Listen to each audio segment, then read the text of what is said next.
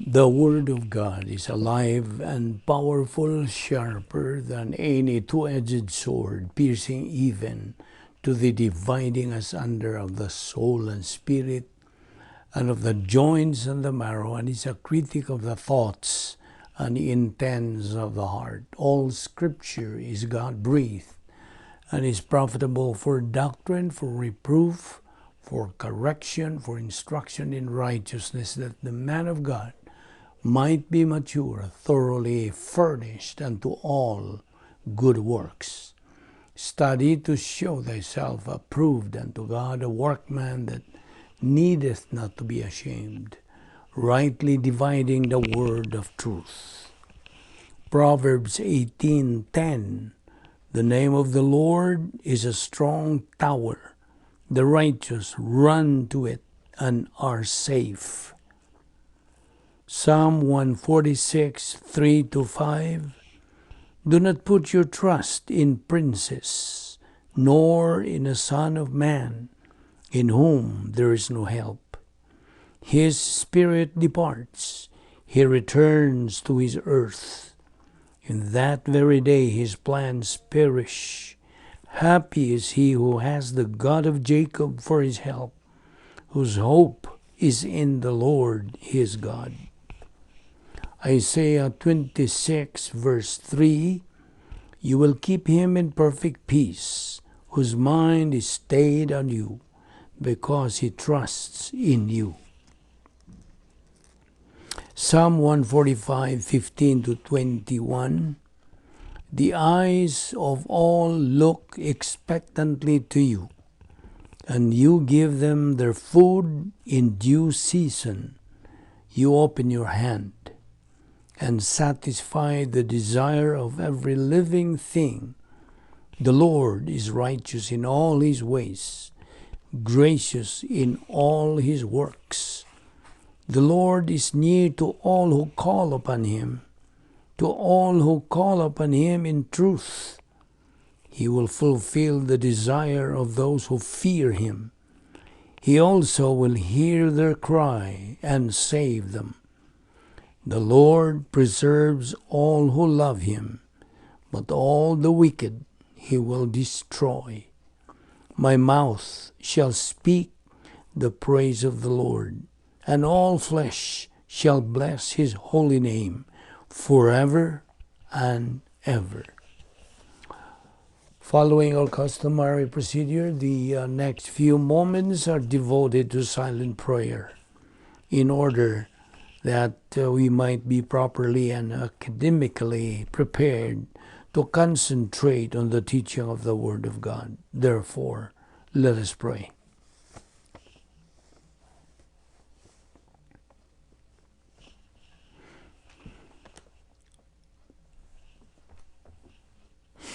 Heavenly Father, we thank you for the privilege of making use of this opportunity once again of assembling ourselves together in obedience to your word.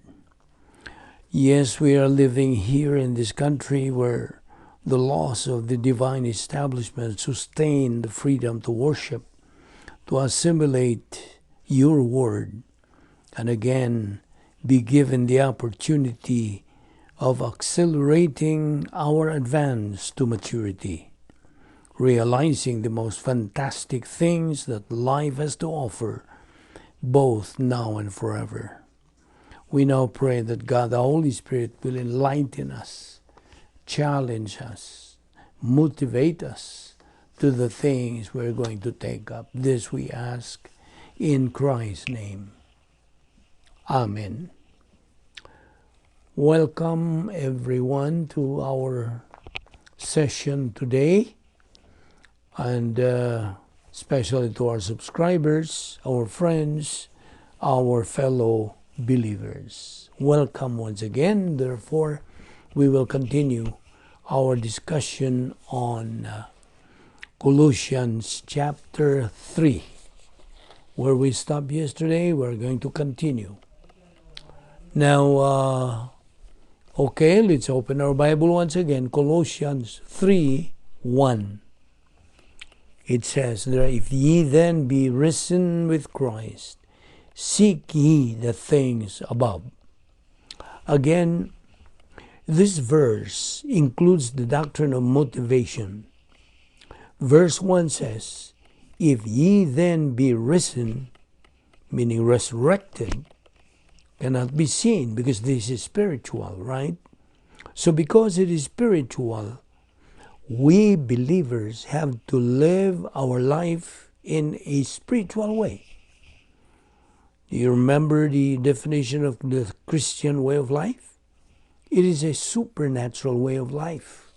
And as such, it requires a supernatural way of execution.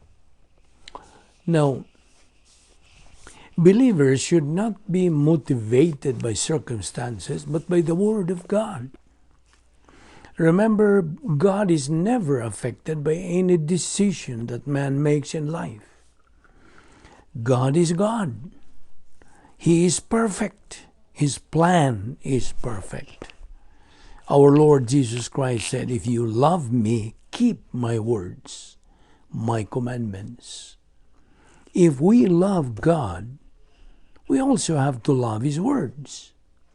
So, the one is useless without the other. Actually, we do not mean God is useless. It is His word that becomes useless to our life if we do not know His word. God's word is the written word. Christ is the living word. They are one and the same.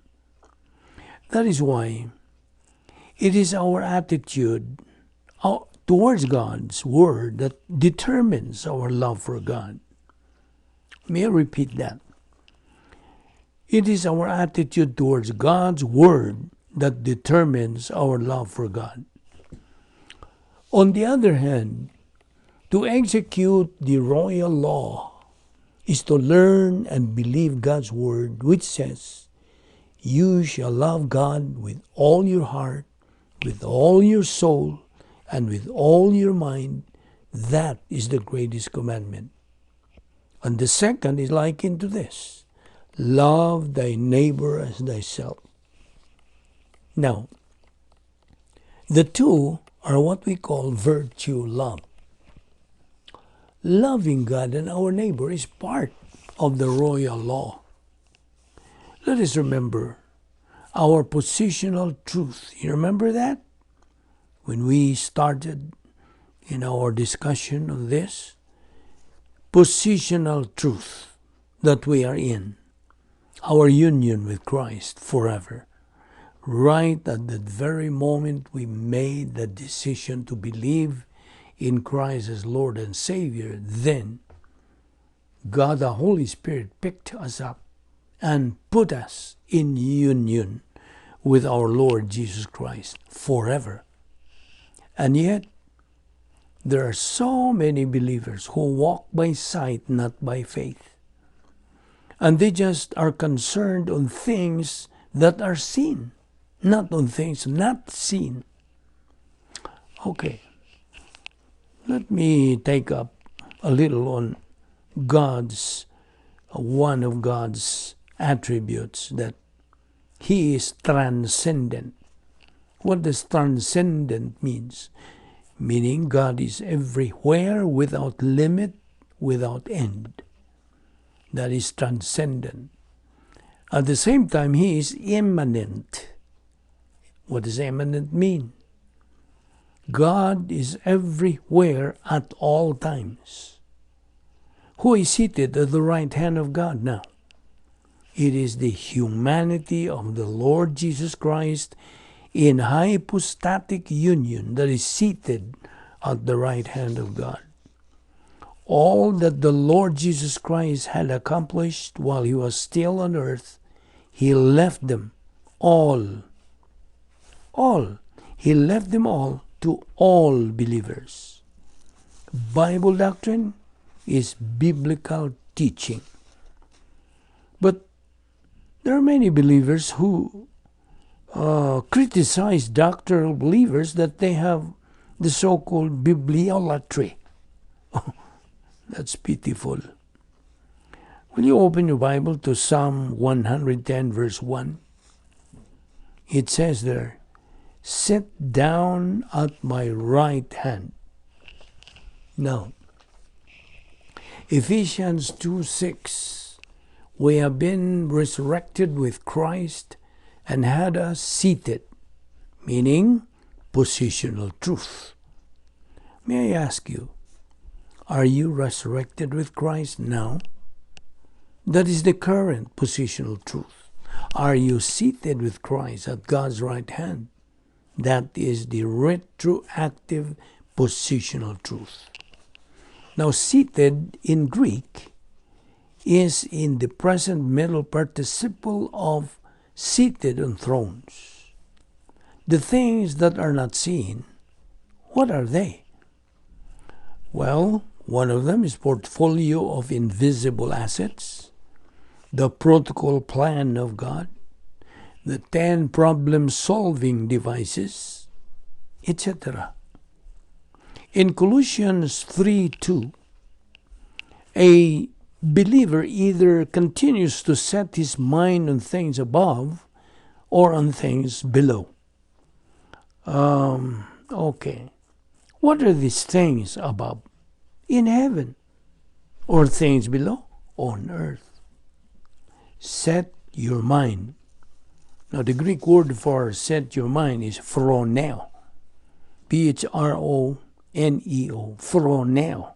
Meaning to keep on giving serious consideration.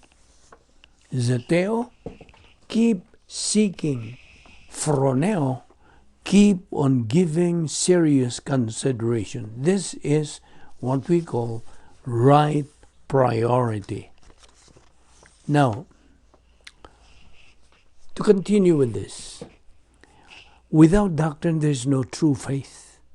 Why? Romans 10:17 says, faith cometh by hearing, and hearing by the word of God. The major issue in the Christian life is volition, the big V, we call it. Every believer needs vitamin K, knowledge of Bible doctrine.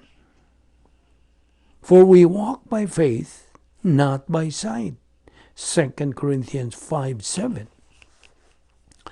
The validity of faith depends on the object of faith. The object of faith in salvation is only the Lord Jesus Christ. Because the question is asked, after salvation, what? What's next? What are we going to do after we get saved? What needs to be done after a person is saved? Can you answer that?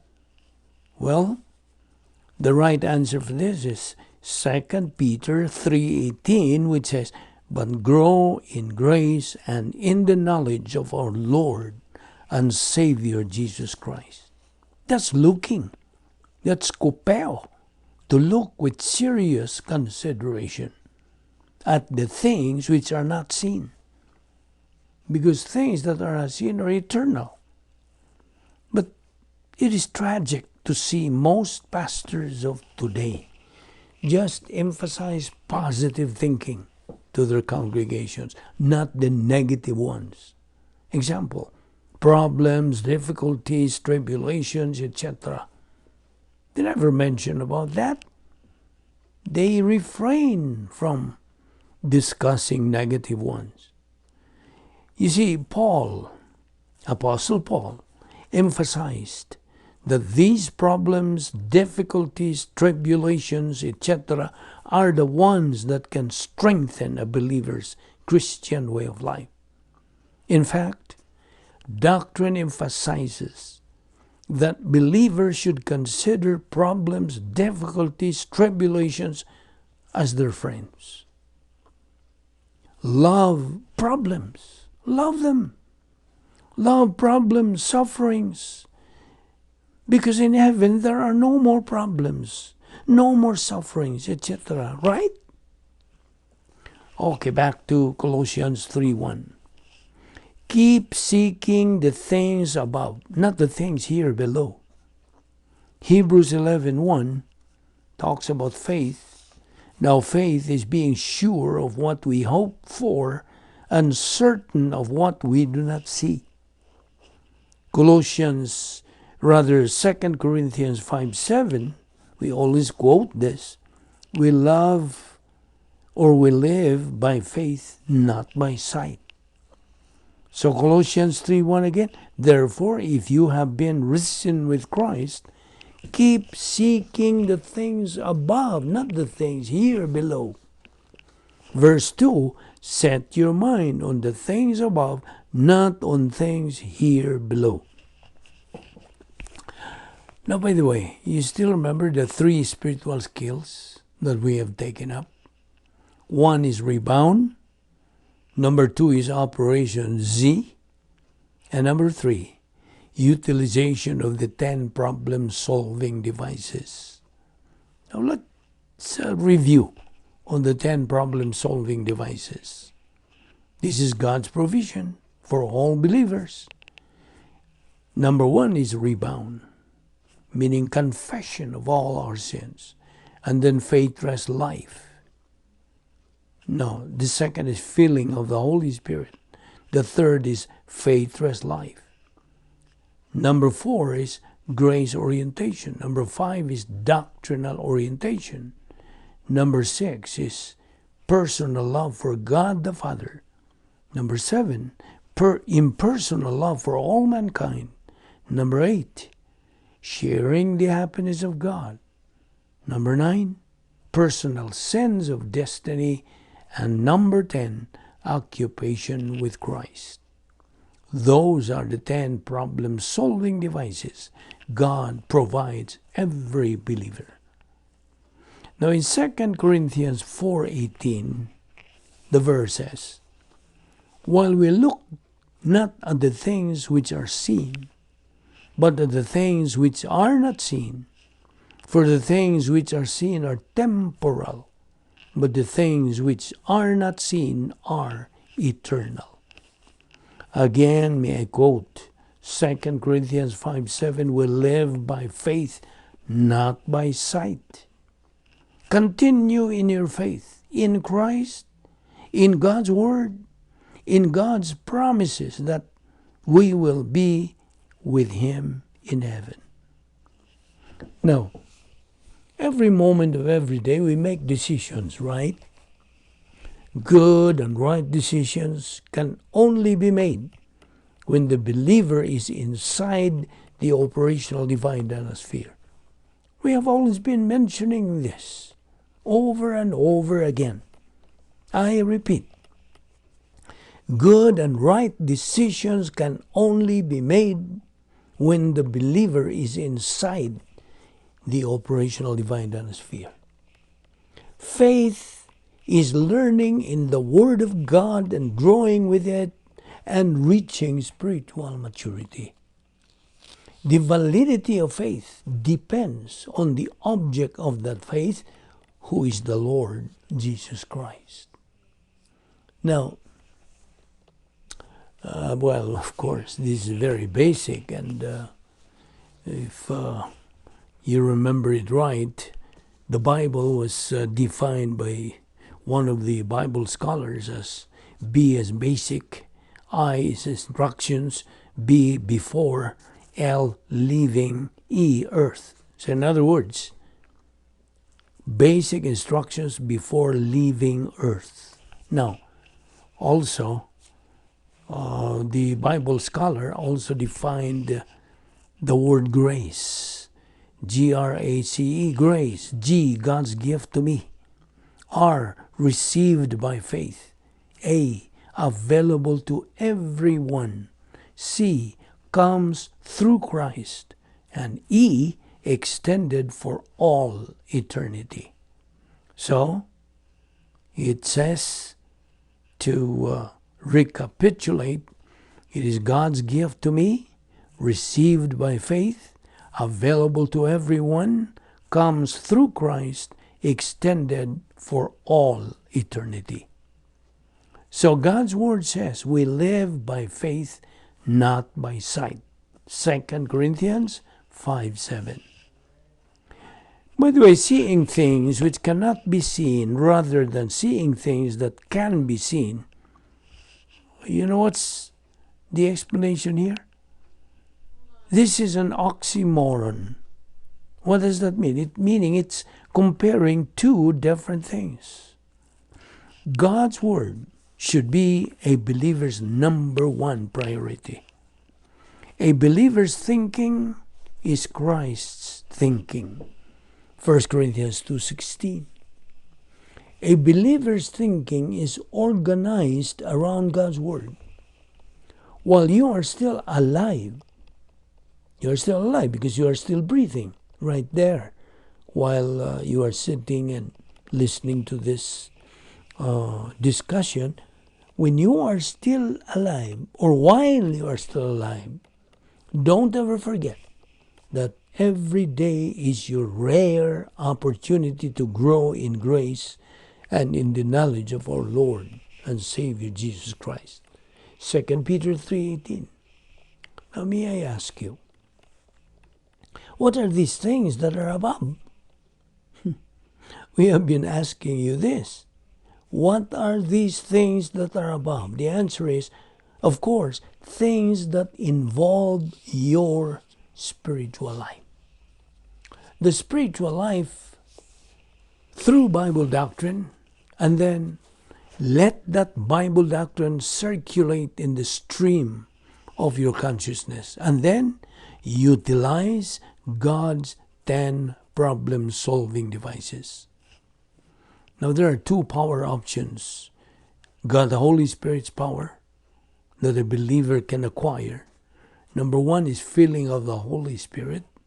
And number two, metabolization of Bible doctrine. Now the 10 problem-solving devices as a whole solves all problems in the life of a believer. Do you know that? So, if that is the case, why believers become jittery? Why they become hysterical? Why become panicky when they face problems in life when God offers these 10 problem-solving devices? The answer? Only because they are negative to learn it. That includes the basic, elementary, and advanced doctrines. Remember, filling of the Holy Spirit, personal love for God the Father, impersonal love for all mankind. You see, the more doctrine we acquire, the more we come to love God. A believer has to have the mind of Christ. 1 Corinthians 2:16. Learning doctrine is equivalent to thinking doctrine.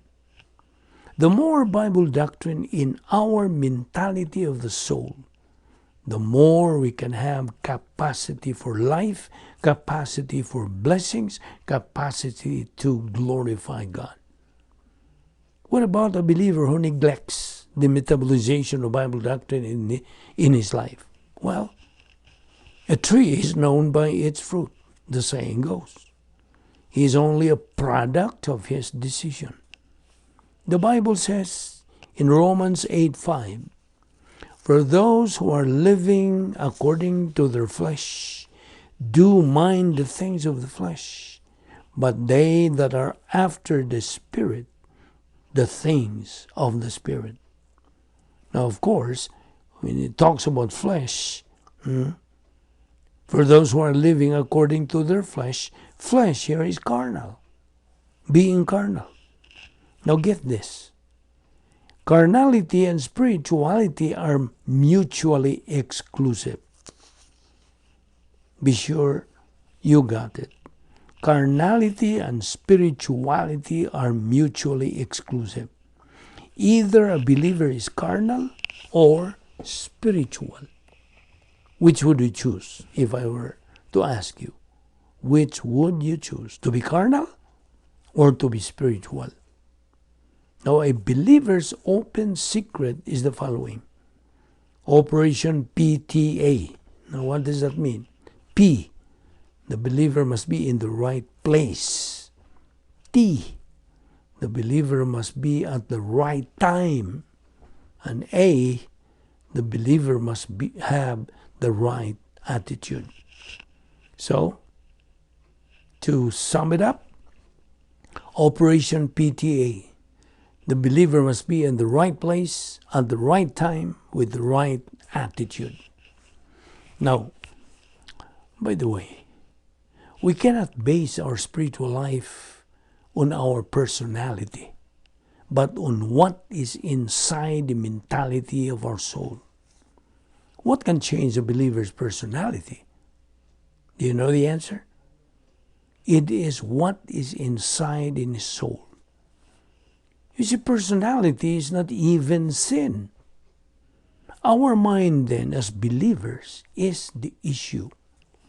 Do not be concerned too much with your personality to be changed. Because once you continue advancing in your spiritual growth, personality automatically improves. That's the byproduct of spiritual growth. Now let us remember that a believer has encountered and shared with our Lord's death, burial, resurrection, ascension, and session. That's what we shared with our Lord Jesus Christ. I'm addressing this to you, my fellow believer.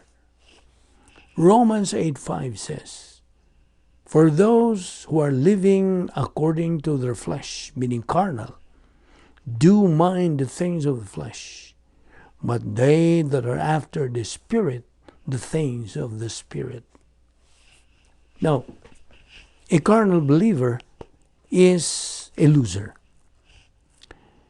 Not only that, he is miserable, his life is disorganized, he's confused, and he is in fact under God's discipline. Now, if he continues to perpetuate his carnality, he becomes useless to God. Now, the word useless there in the original is pholos. Fellow believer, do you want to be in this kind of condition in your spiritual life? You see, it's a matter of choice. Again, let us repeat to emphasize here. How do we believers become useless to God? The answer is by being negative to the Word of God. Now, there are common personal sins committed by believers of today. Sins that are post-salvation. So, post-salvation sinning. Number 2, post-salvation doing human good. And number 3, post-salvation evil. Of course, that includes legalism, self-righteousness, etc. And also Christian activism. Now, every time a believer sins, he experiences temporal death. A believer should beware in becoming cosmic, meaning by entering into the 2 cosmic dynaspheres. Cosmic dynasphere 1, which is arrogance complex, and cosmic dynasphere 2, which is hatred complex.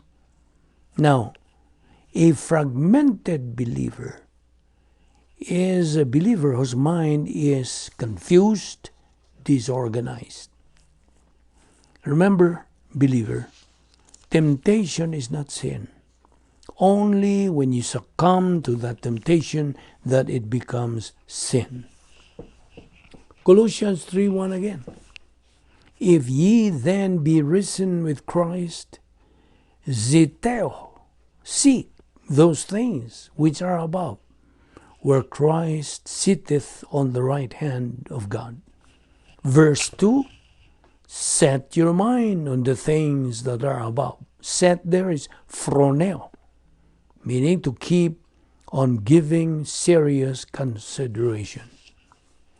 Now verses 1 and 2, the commands for every believer to do in phase 2 of God's protocol plan. Remember that during the judgment seat of Christ, awarding ceremony of believers, God is going to evaluate our deeds, whether they are wood, hay, and stubble, human human good. That's the description. Or gold, silver, and precious stones, divine good. One that God is providing us, believers, is faith. Hebrews 11:1 again. Faith is the substance of things hoped for and the evidence of things not seen. Also remember Romans 10:17, faith cometh by hearing, and hearing by the word of God. Ephesians 2:8 and 9, we have been saved by grace through faith, that not of yourselves, it's a gift of God, not of works, lest anyone should boast. And also Titus 3:5 says, not by works of righteousness which we have done, but according to his mercy he saved us by the washing of regeneration and by the renewing of the Holy Spirit. Now, by the way, there are three kinds of death of a believer, meaning out of fellowship. Number one is carnal. That's temporal. Number two is cosmic death. Number three is fragmented death. Now, bear this in mind. The more Bible doctrine you learn, the more you think of God. Believers are mandated to think the thinking of God. 1 Corinthians 2:16. To show our love to God, we have to set the right priority. What should be the right priority of every believer? God and His Word. In fact, God and His Word are the two immutables in the entire universe. Colossians 3, verse 3, for ye are dead, meaning positional truth. For ye are dead, and your life is hid with Christ in God. All of these things are made possible only by the grace of God, which includes our resurrection. God will raise us, believers, up. Remember, being in union with Christ, that's the positional truth, is the beginning of a believer's life after salvation. The Holy Spirit sealed the believer for eternal security. Eternal life is imputed to the believer once and for all. Once a believer, always a believer. But it's tragic. Listen, it is tragic that so many believers just take these things for granted. One reason they just neglect and take these things for granted is because they have wrong priorities in life. Thus, their faith is not increased. Romans 10:17. 1 John 5:11-12. Eternal life is in the Son of God. So, he that hath the Son of God hath life. He that hath not the Son hath not life. Ephesians 1:4. God has chosen, meaning elected us in Him before the foundation of the world, that we should be holy and without blame before Him in love. Of course, we face the big V every moment of every day, right? With that freedom, volition, goes what? Responsibility. Now in 2 Timothy 2:1, that mentions about sonship. Now sonship in the Greek, original Greek, is hoios and teknon, sonship. And then number 2, heirship. Number 3, sanctification. 4, priesthood. And 5, royal family of God. Of course, about priesthood, that's in Hebrews 10:10-13. And about the royal family of God, that's in 2 Peter 1:11. Now, by the way, a carnal believer who is out of fellowship, according to Philippians 3:18, becomes an enemy of the cross because he is now a reversionist. What else? He becomes an enemy of God, reversionist. And then he is a hater of God, reversionist. And aside from that, he is double-minded, James 4:8. So, he easily reacts and he is distracted. That is one of the 8 stages of reversionism. Reaction, distraction, frantic search for happiness, Operation Boomerang, emotional revolt of the soul, negative volition, locked in negative volition, and then blackout of the soul, scar tissue of the soul, and reverse process reversionism. Those are the 8 stages of reversionism, which most Christians call backsliding. Now, in 1 John 3:8, God's word says, friend of the devil. But in Galatians 2:20, it says, I am crucified with Christ. We live by faith, not by sight. 2 Corinthians 5:7. 2 Timothy 2:11 also says, if we be dead with him, we shall also live with him. Romans 6:8, we will also live with him. Now, as we move on in our spiritual life, there are occupational hazards like reaction, distraction, frantic search for happiness, etc., etc. I just quoted a while ago. And as we advance spiritually, we will be facing Operation 8 momentum tests. What are they? Well, the 8 momentum tests, we have the old sin nature, people, thought, systems, arrogance complex, hatred complex, disaster, prosperity. So these are the 8 momentum tests. Thus, every believer faces phase 2, believer in time of God's plan. Back to Colossians 3:1. Set your mind on those things that are above. Verse 2. A believer either continues to set his mind on things above or on things below. Now, setting your mind in the Greek word is phroneo, meaning to keep on giving serious consideration. In Romans 6:1-7, what shall we say then? Shall we continue in sin, that grace may abound? God forbid. How shall we that are dead to sin live any longer therein? 2 Timothy 4:8.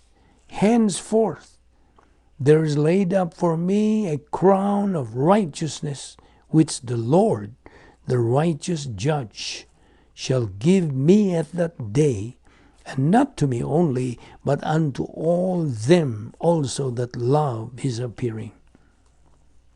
1 John 2:28. And now, little children, teknon, or student, abide in him, that when he shall appear, we may have confidence and not be ashamed before him at his coming. In 1 Timothy 6:14, God's word says, that thou keep this commandment without spot, unrebukable until the appearing of our Lord Jesus Christ. Now, through the baptism of the Holy Spirit, a believer becomes in union with Christ forever. That is what otherwise is called Positional Truth. Now, Galatians 2:20, we have been crucified with Christ. 1 John 2:28, and now little children abide in him, that when he shall appear, we may have confidence and not be ashamed before him at his coming. Now, why do we feel ashamed? Why? What are the reasons we feel ashamed? The answer may be we are guilty. Now, 1 Timothy 6:14, don't forget that. Now, of course, you have mental attitude sin, mental sex, lust. Beware of this. There are two kinds of sex. Outside of marriage, that's adultery, committed by a married person. And the second is outside of marriage, that's fornication, committed by a single person. Romans 6:6-7. Our old man is crucified with him, that the body of sin might be destroyed, that henceforth we should not serve sin. For he who is dead is freed from sin. So don't ever forget the 8 momentum tests. All believers are going to pass through this. So we call this operation OPCHA HDP. Old sin nature, people, thought, systems, arrogance, hatred, disaster, and prosperity. Those, again, are the 8 momentum tests. And also don't forget, 2 Corinthians 5:7, I'm repeating this again, we live by faith, not by sight. Colossians 3:5, mortify therefore your members which are upon the earth. Every believer must now know his destiny by advancing to the high ground of spiritual maturity. He has to achieve spiritual adulthood to be able to make his destiny a reality, the personal sense of destiny. Now remember also the 2 opposite skills. Still remember? Spiritual skills, spiritual self-esteem, spiritual autonomy, and spiritual maturity against arrogant skills, self-justification, self-deception, and self-absorption. Now, every believer must imitate our Lord Jesus Christ. How? How?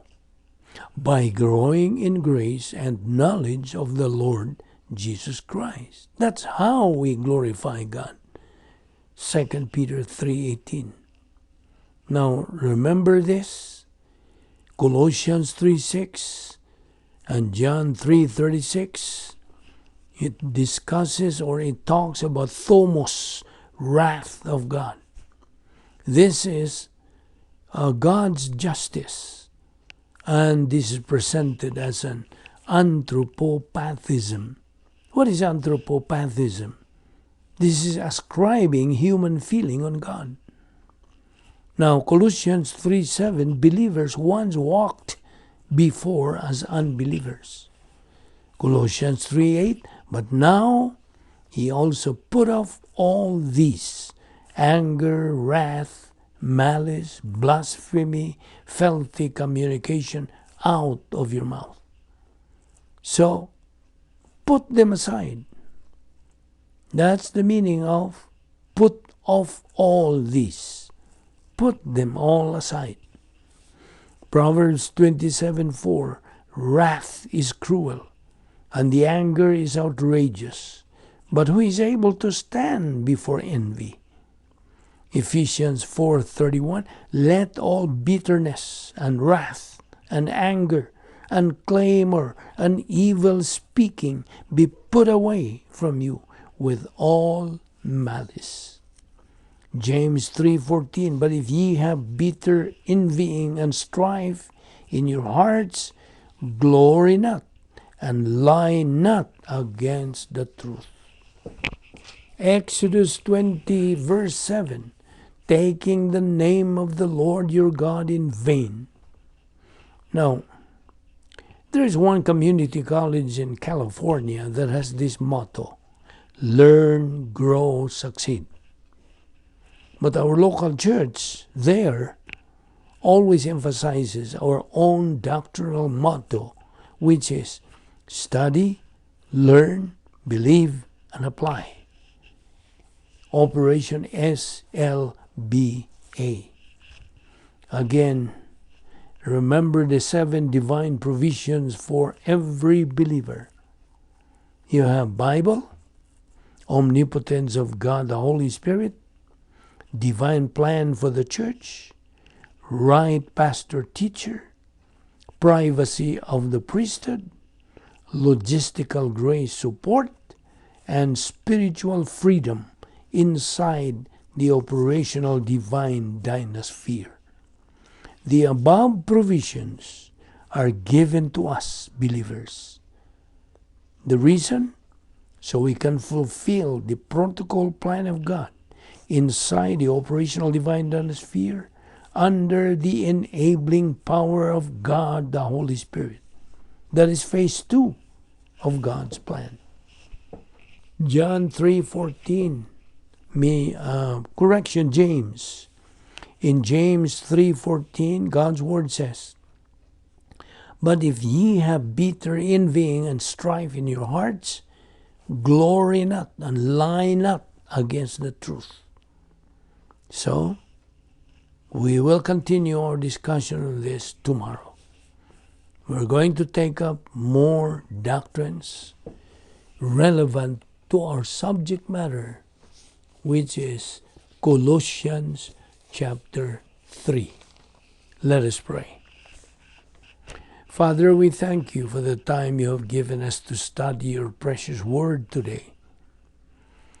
Bring us here tomorrow once again, so we can continue our spiritual momentum and ultimately reach our goal, which is spiritual maturity, otherwise called doctrinally as capacity righteousness. We now pray that you continue using this ministry for the dissemination of the gospel and for the edification of the church.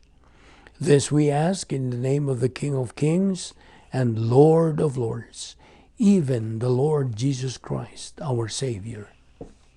Amen.